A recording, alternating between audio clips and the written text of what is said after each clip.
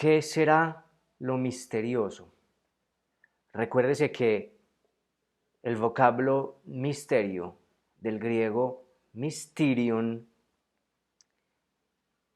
está emparentado con el verbo mío o míome, dependiendo de si es en voz media, que significa cerrar, ocluir, ocultar, y de donde también proviene el sustantivo o el adjetivo místico. Solemos pensar en el substantivo misterio y en el adjetivo misterioso, primero como algo que causa curiosidad y decimos esta persona es misteriosa. Incluso para algunos ese vocablo implica también cierta suspicacia o sospecha. Cuando se dice que alguien es misterioso, se está diciendo que se mira a esa persona con recelo, que obra para quien así habla, como si estuviese ocultando algo, como si hubiera algo detrás que no pudiera descifrarse o patentarse. De algún modo, el vocablo misterioso así usado todavía conserva esa acepción de que hay algo cerrado, hay algo velado para el entendimiento de quien se sirve del vocablo. También solemos usar o servirnos del vocablo misterio para referirlo como si fuese un enigma. Algo es misterioso para alguien, significaría que algo le hace pregunta a alguien, que alguien siente curiosidad por entender algo o por saber algo. Eh, Se habla en los medios vulgares del misterio de las pirámides, los misterios de las civilizaciones extintas, etc. Entonces se usa también la palabra misterio como pregunta o como sinónimo de pregunta, porque hay algo que quisiera entenderse, pero que, insistimos entonces con el vocablo, hay algo que simultáneamente está cerrado al entendimiento, sea porque estas civilizaciones se extinguieron, o sea porque no comprendemos plenamente cómo pudo haberse construido X o Y templo, etc. El significado primordial con el que el verbo mío o míome se usaba era el de lo ocluso, lo cerrado al entendimiento.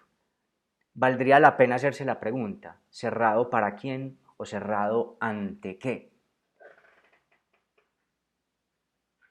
Es en primera instancia algo cerrado para quienes ven desde afuera, para quienes no han participado de algo. Entonces lo misterioso será lo enigmático, producirá curiosidad por ser entendido, y eso explica los modos en que todavía hoy usamos las palabras misterio, misterioso y hasta místico. Por otra parte, el verbo mío permitía un sustantivo que es, si mal no estoy y mal no recuerdo, mistis, o también miómenos, que podría traducirse como el iniciado. Y aquí vemos otra variación o vemos una variación porque pareciera ser que el iniciado sí entiende algo. El iniciado participa de qué? De un entendimiento.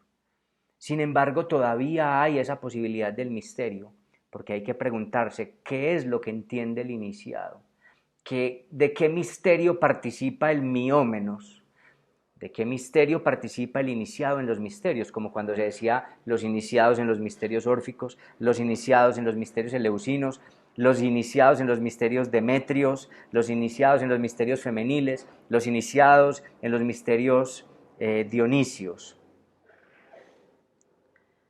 ¿Qué es lo que se entiende? O más bien, ¿qué es lo misterioso como ocluso? Lo misterioso como ocluso es siempre, primero, para quien no participa del misterio.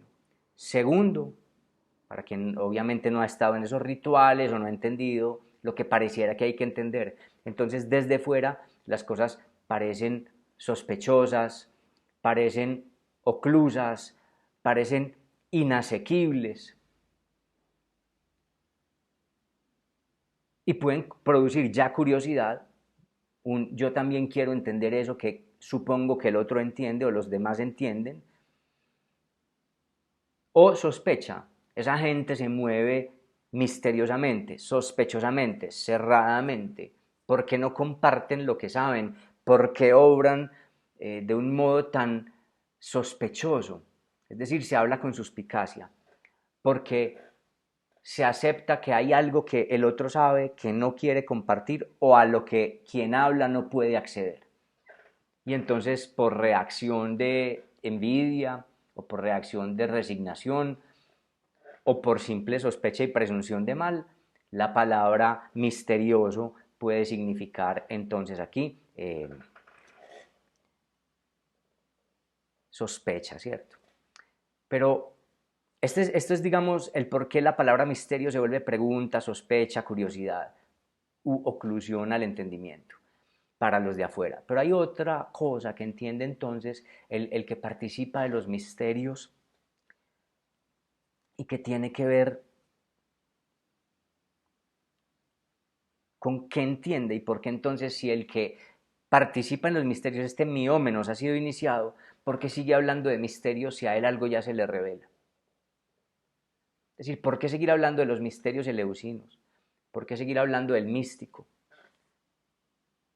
Cuando ya el místico ha entendido lo que habría que de ser entendido, entonces no tendría que eliminarse la palabra místico, no tendría que eliminarse la palabra misterio, o no perdería su sentido la palabra misterioso.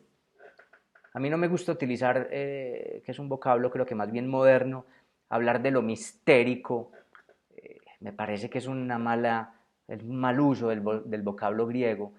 El vocablo griego habla de mysteriodis y supongo que en latín de misteriosus y que puede implicar todo el proceso que los más últimamente están llamando mistérico. Así como a mí no me gusta hablar de sistémico, se puede hablar de sistemático, como no hablamos de espérmico sino de espermático, como respetando la etimología de las palabras. Y yo sé que la explicación puede ser, no, es que queremos separar a misterioso de los significados vulgares, de mistérico para hablar de lo trascendental, etc. No, yo sigo hablando de lo misterioso. Se puede, las palabras pueden ser polisémicas.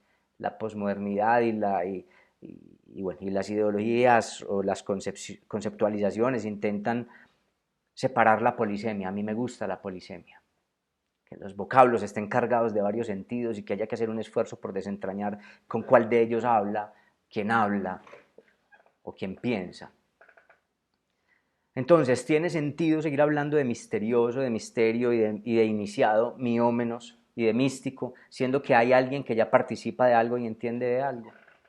Pues sí, porque aquello misterioso que se entiende no es un entendimiento desde la metáfora, no es un entendimiento lingüístico, no es un entendimiento sintáctico, no es un entendimiento semántico, sino que, y tampoco icónico, no es de una imagen tampoco, sino que lo que se entiende es de índole sensible, emotivo, es decir, en griego patético, de las pasiones, es algo que se padece. El místico entiende algo que se padece y eso que se padece sigue estando excluido del entendimiento de la palabra, del entendimiento de la sintaxis, del entendimiento de la semántica, del entendimiento de lo icónico. Es decir, que sí puede seguir hablándose de algo excluido al entendimiento, porque es algo a lo que el ego no puede acceder, a lo que el yo no puede acceder. Es algo que no se tramita a través de la palabra, que no se tramita a través de lo icónico. Es un entendimiento meramente patético, meramente estético, y sigue siendo inaccesible para el ego, para la cogitación, para la explicación metafórica y discursiva. Entonces, participar de este pathos o de esta páfisis, de esta manera de estar padeciendo, ratifica el uso de lo misterioso, porque ya no es, porque lo misterioso, creo yo, sigue refiriéndose o aludiendo al ego, a la cogitación. Es decir, hay que abandonar la cogitación, hay que abandonar la palabra, hay que abandonar los intentos por querer apresar el mundo a través de la palabra, la semántica, por las realidades duales, por lo icónico. Entonces, claro que se puede hablar de lo misterioso, habiendo entendido. Es que lo misterioso es siempre misterioso para el ego, lo misterioso es siempre misterioso para el habla, lo misterioso es siempre es misterioso para lo icónico. Entonces siempre hay algo que queda ocluido, que queda excluido al entendimiento. Y es justamente el misterio implica un abandono de todo aquello de donde estábamos asidos, de todo aquello que se nos había dicho servía para entender, que es un poco la petición del místico o el entendimiento del místico, abandonar todo entendimiento para por fin entender. Entendimiento del ego o las solicitudes del ego para entender, que vienen siendo las palabras, los conceptos, las herramientas de la cultura, la semántica, los juicios, los sesgos, los discursos, lo icónico, que es justamente el aparataje cultural para entender. Eso es lo que hay que abandonar. Lo misterioso es misterioso para todo ese aparataje. Y es respuesta para justamente todo lo que no es ego, todo lo que no es palabra, todo lo que no es semántica, todo lo que no es lo imaginario, ni lo icónico, que no son lo mismo.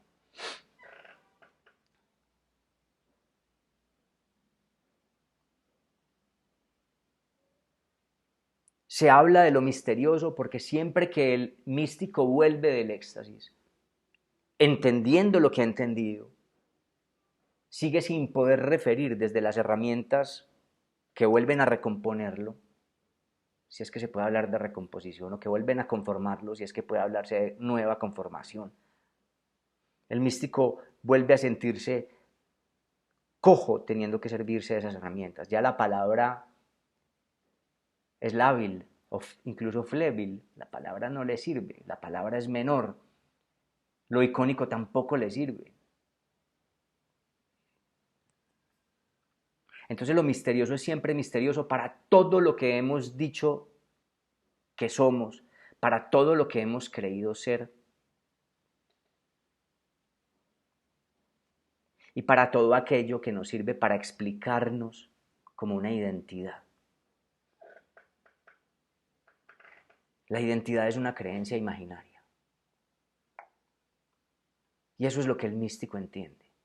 Que todo aquello que habíamos pensado que éramos, todo ese esfuerzo cultural en incluirnos en la educación, en la cultura, en el idioma, en las tradiciones, en el ethos, en los hábitos, no son sino ayudas culturales para darnos una armadura etérea con la que nos identificamos y con la que nos confundimos diciendo yo soy eso. El místico entiende que hay algo detrás de eso, por debajo de eso, anterior a eso y superior a eso, y a lo cual esa armadura etérea jamás puede acceder. Es inasequible, es irreferible, es inefable, es incomprensible.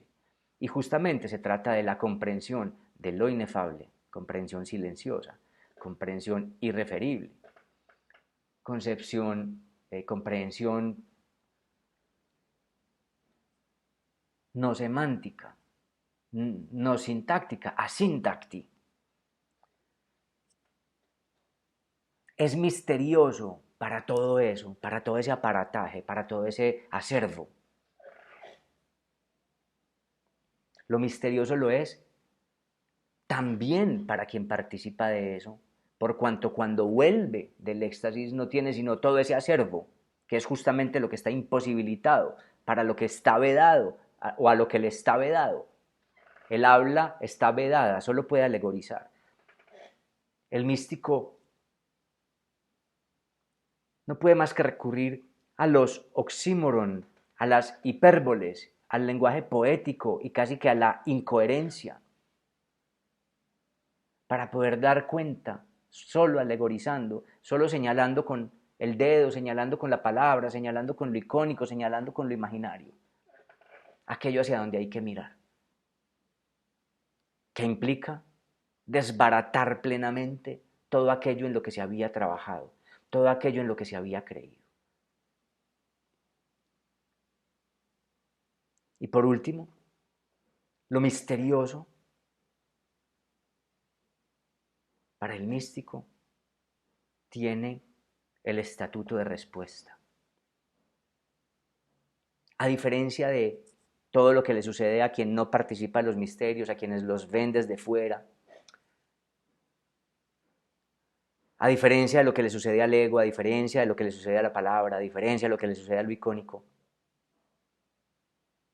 lo misterioso es sentido como al fin una respuesta inmóvil, como una especie de cabalidad, como una especie de suficiencia. Y digo especie porque no es plenamente suficiente, porque no es plenamente cabal. Pero si hay algo que se detiene, la palabra siempre remite a otra cosa, un significante siempre remite a otra cosa. El ego, cuando está convencido de algo, cuando se siente cabal, no es sino vanidad, no es sino suficiencia petulante. Entonces no se trata de la cabalidad ni de la suficiencia del ego, que suele ser de emblemas, de posesiones, de pompas, de imposturas. La cabalidad y la suficiencia de la que sabe el místico es una suficiencia que desbarata todo lo que se había venido siendo, todo lo que se había venido creyendo. El místico suelta la petulancia del yo, la petulancia egoísta, es una petulancia que retiene, que explica, que se hace mensaje, que desea servirse de los demás para ser admirado. Es infatuado, es una infatuación. Es un globo hinchado de aire el ego.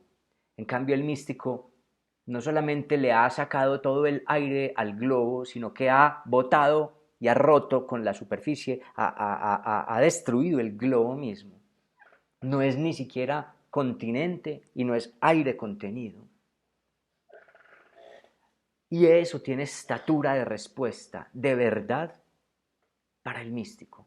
Es decir, es una verdad que no pasa por el ego, es una verdad que no pasa por el yo, es una verdad que no pasa por la palabra. Es algo que solo puede padecerse como certitud, pero no es luego sentida como una superioridad moral. No es luego sentida como una, o no debería, pienso yo, si el místico es verdaderamente místico, no debería tornarse petulante. Pero no lo digo como en términos de hacer escuela de ontología, sino porque es que hay algo que ya se le desacomoda al místico cuando vuelve del éxtasis y del conocimiento. El ego ya es poca cosa, la palabra es poca cosa. Es decir, es una verdad que tiene que ver con la stérisis o con la privación, con el deshacimiento, con el irse arrancando las capas de la cebolla para quedar en la nada que la cebolla apresaba. O sea, la verdad del místico tiene que ver con un deshacimiento, con una soltura, que curiosamente cuando vuelve a la cultura y se rearma, está cojo, está incómodo con esa armazón, ya no se siente cómodo. En cambio el yo, la cabalidad del yo, la petulancia del yo, la infatuación del yo, es de aparente comodidad, de aparente respuesta explicativa, de aparente mensaje con todo respondido, de dominación de los otros.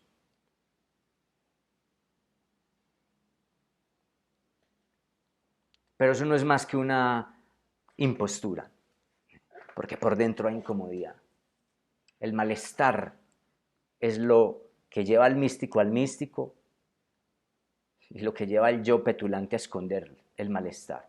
Es decir, el malestar puede llevar a lo místico o puede ser negado queriendo ocultarlo con todos los recursos que la cultura y el ego se encuentran y brindan. Insisto, lo misterioso tiene estatura de respuesta para el místico. Respuesta que quizás no necesariamente tranquilice,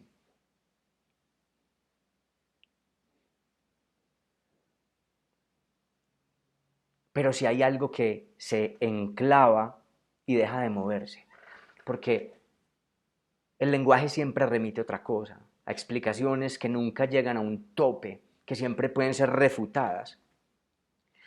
El místico siente algo como verdadero, que no puede ser refutado justamente porque no puede ser explicado. Es la verdad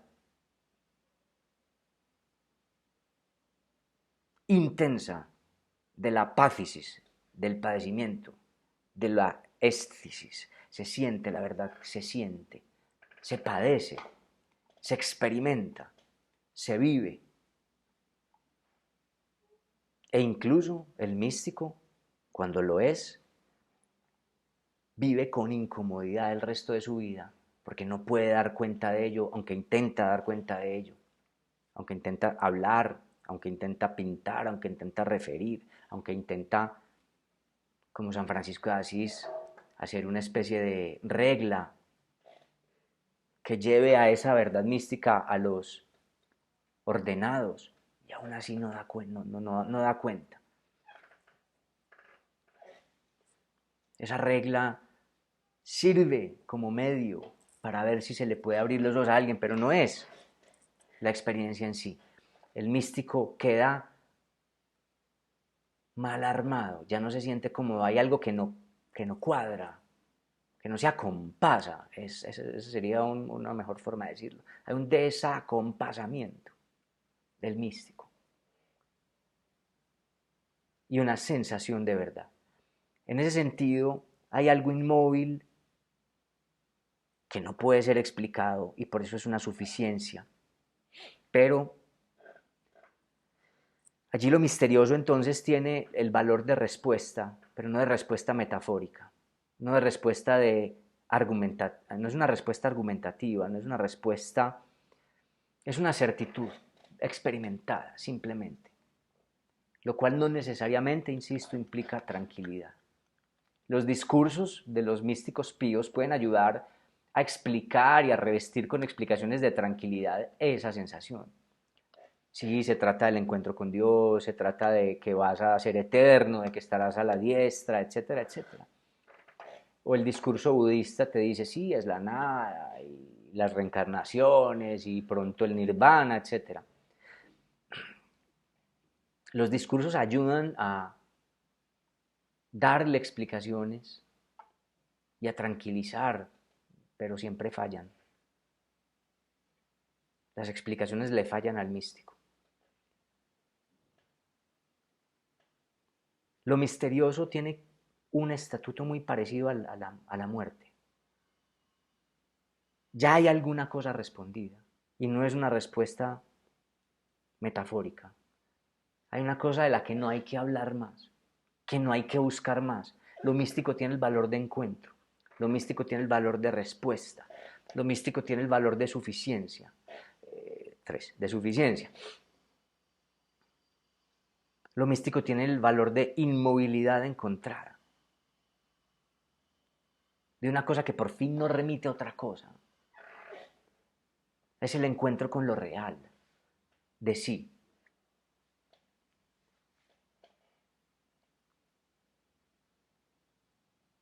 En ese sentido, el místico está más cercano a la muerte, a lo que no se mueve, o si se quiere, a la definición de Dios, que es muy parecida.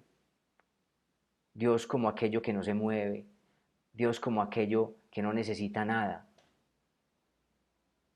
es que la definición de muerte o de no vida y de Dios son muy parecidas en algunos puntos. El místico está muy cercano a la muerte, incluso puede llegar hasta desearla, porque ha encontrado un punto de anclaje, una respuesta definitiva. Mientras que la vida tiene el valor, digamos, de movimiento, de pregunta, la vida filosófica, la vida cultural, la vida dialéctica, la vida del deseo.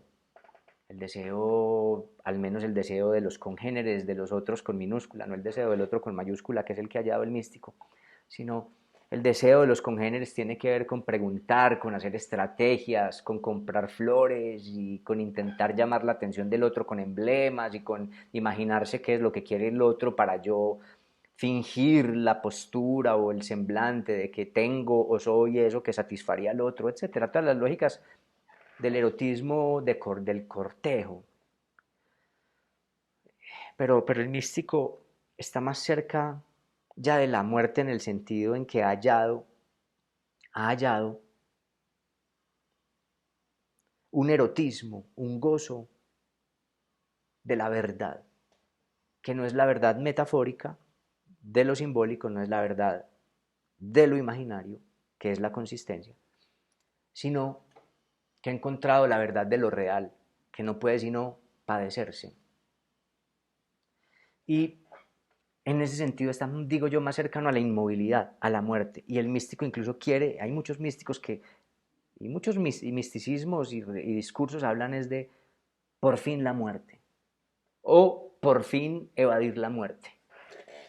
O sea, pero ahí están cerca de la muerte.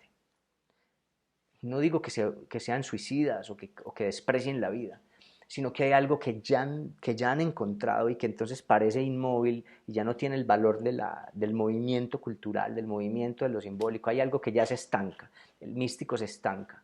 El místico ha respondido a algo. Entonces es hasta muy difícil hablar con el místico porque el místico pareciera solo tener una respuesta, pero está frustrado porque no puede hablar de ella, solo puede alegorizarla.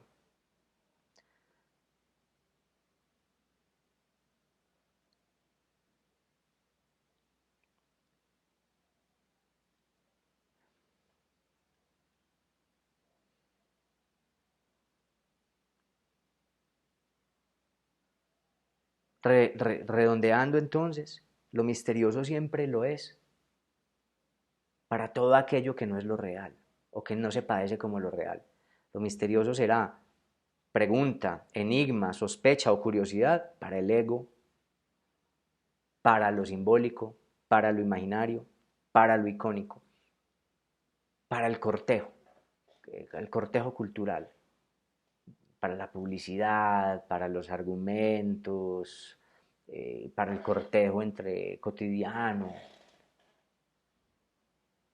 El místico ya no corteja a los demás. Intenta alegorizarles, mostrarles con el dedo, fallidamente, vanamente, aquello que a él le aconteció. Cuando le preguntan. Hay algunos otros que simplemente ya se silencian y dicen, no hay posibilidad, esto es una lucha vana, tratar de explicarle a los demás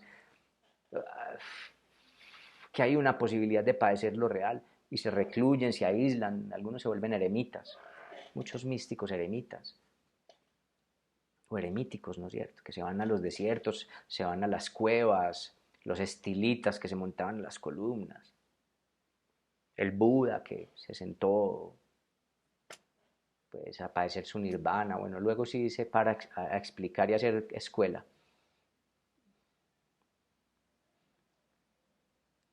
O a tratar de explicar lo que halló.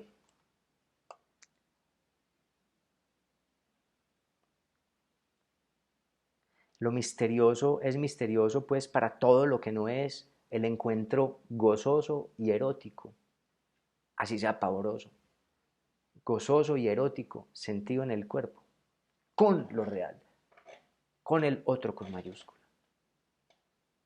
Lo misterioso se sigue llamando misterioso aun cuando el místico ha sido iniciado, porque hay algo que se le escapa al ego, se le escapa a la palabra, se le escapa a la cultura.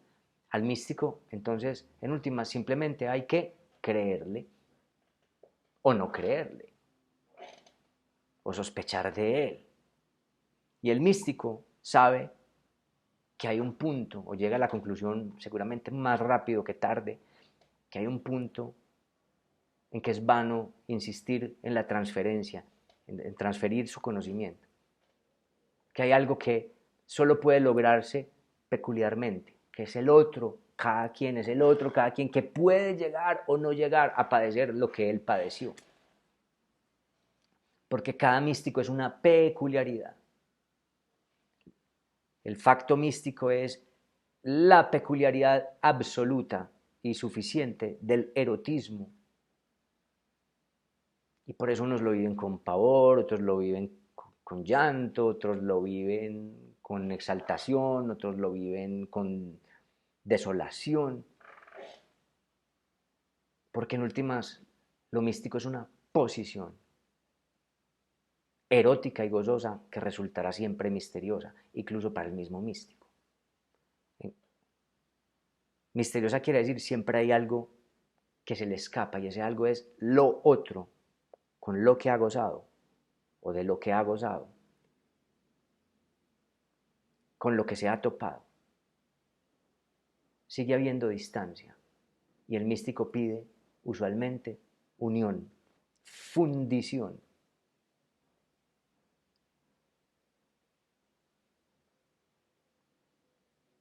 Es curioso, lo místico tiene el valor de respuesta. Lo misterioso es respuesta. Y lo misterioso es respuesta que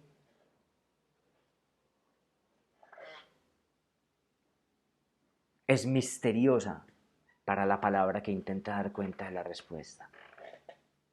Para la identidad del ego que vuelve a conformarse sabiendo que no será plenamente esa identidad, que ya esa identidad no vale tanto, que vale poco.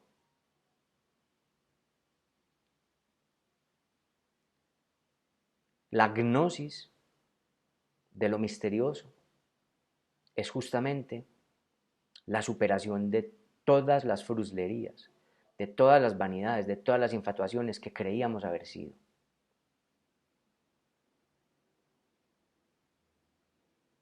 Y para el místico eso se sigue escapando y para el místico eso se sigue atestiguando simplemente como padecimiento. Padecimiento no en un sentido negativo. Se padece, se vive como pasión. Se siente, se experimenta. Pasgete. Inemia pacisis, pacisis. En apazos.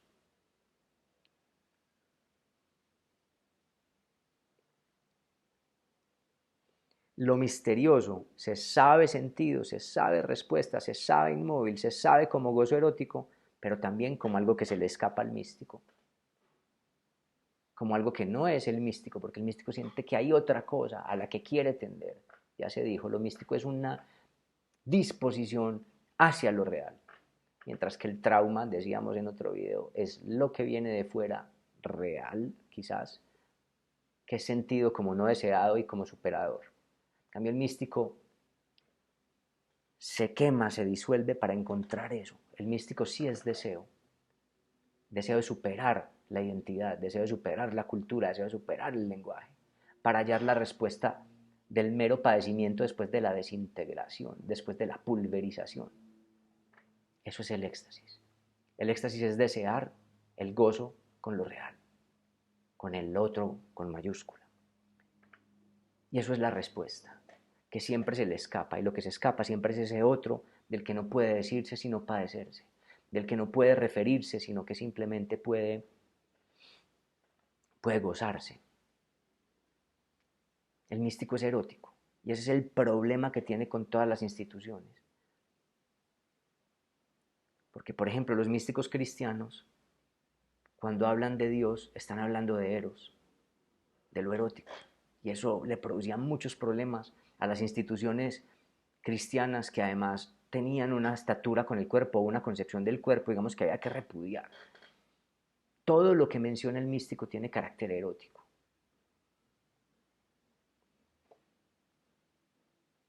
Es que en últimas el místico pone el valor del otro con mayúscula, o el valor de los dioses, o el valor de la nada para el místico impío, pone en ese lugar como significante de verdad a Eros, a lo erótico, para poder gozar. Porque el místico es básicamente, se dijo, un hedónico. Quizás no un hedonista, porque hedonista es toda una concepción filosófica. Allí ya no hay ego que filosofe y haga concepciones filosóficas. Es el placer sin discurso, es el gozo sin discurso. Entonces, por eso digo hedónico y no hedonista. Los hedonistas son los epicúreos, son los aristipeos, los filósofos modernos, como Michel Onfray, por ejemplo. Esos son hedonistas. El místico es más allá del hedonismo como discurso, como lugar del yo que filosofa y pacta con los demás los placeres. Este ya no es un lugar de pacto, porque no hay nadie pequeño con quien pactar. Es lanzarse al abismo del otro con mayúscula para que se haga respuesta de goce o de gozo, para que se haga respuesta erótica. Eso es el éxtasis. Y por eso siempre el místico tendrá problemas con las instituciones, porque las instituciones son siempre discursos que repudian el cuerpo, que controlan el cuerpo y sobre todo que designan cómo hay que gozar, de qué hay que gozar, y en ese sentido son vigilantes del gozo. El místico siempre es un inmoral porque ha hallado una respuesta a lo erótico. Respuesta que lo anclará a él toda su vida, porque no podrá desprenderse más de esa experiencia. Y toda su vida girará en torno a esa experiencia. El místico queda convertido en otra cosa. Ese es su costo. Y una cosa que ya no pasa por la complacencia cultural. Lo misterioso, pues.